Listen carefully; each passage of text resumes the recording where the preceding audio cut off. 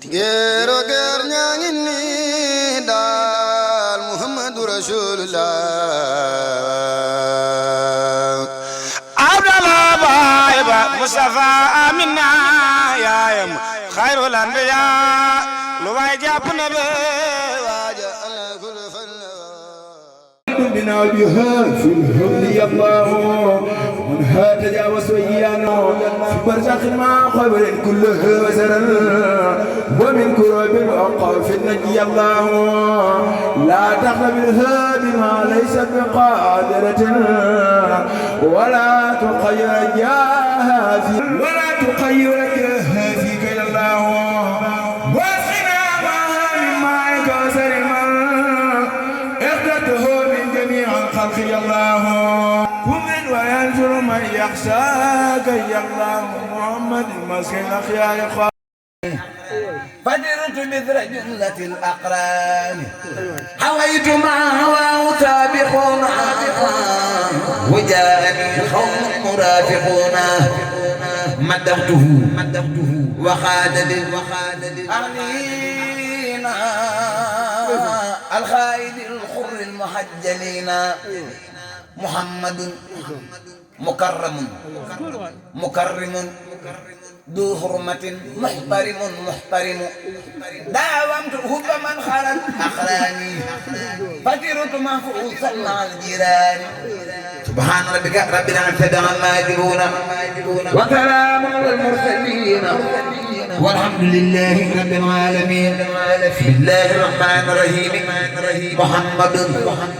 ما توجه الأتايا الباخي ذو الأرضين طعن واتباع فقط بمدح المصطفى محمد خير رداء مع فضل الصمد محمد ممجد مؤمل مفضل مجمل مكمل محمد أفضل خلق الله مطيعه الله دعوة قلوب متقين الباخي بخير أهل الأرض واتباع سبحان ربك رب العزة عما يصفون وسلام على المرسلين والحمد لله رب العالمين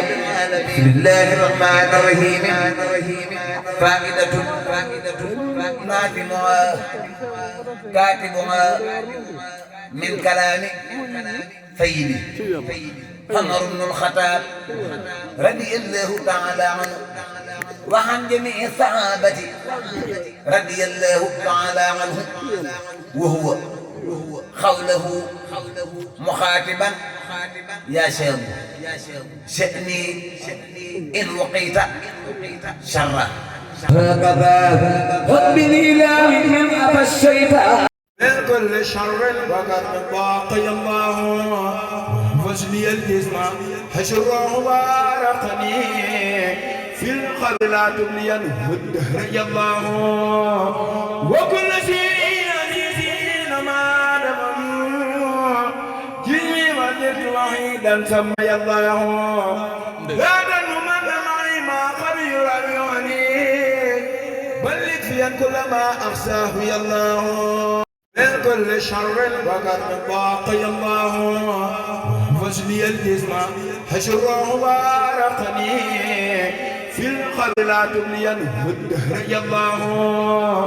وكل شيء عزيزين ما دمم جيني ودرت وحيدا سمي الله لا تنمن معي ما خبير أبيوني بلغ فيا كل ما أخساه يا الله Gero ger nyangini dal Muhammadu Rasulullah Abdallah Baiba Mustafa Amina Yayam Khairul Anbiya Luwai Japna be